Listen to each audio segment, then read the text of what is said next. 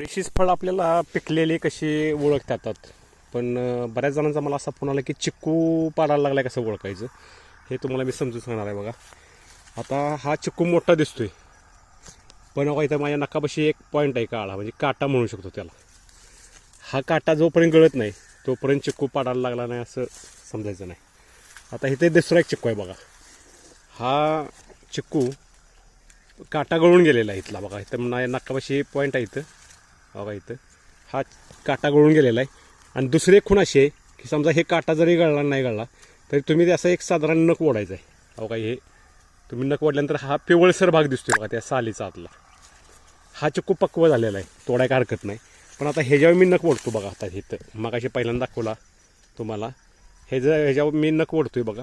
बघा हे, पण ह्याची साल आहे ते हिरवट दिसते, म्हणजे ती पक्व झालेली चिक्कू नाही.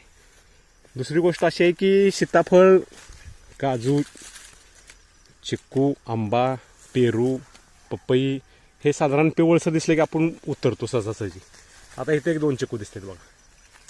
बघा हे असं तुम्ही नख ओढू शकता, इथं हिरवटपणा दावतो जास्त, हे नाही उतरायला, ह्याचा पण काटा गळलेला नाही.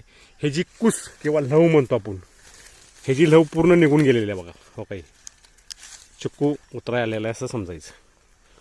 व्हिडिओ कसा वाटला शेअर करा, कमेंट करा, फॉलो करा, सबस्क्राईब करा चॅनलला.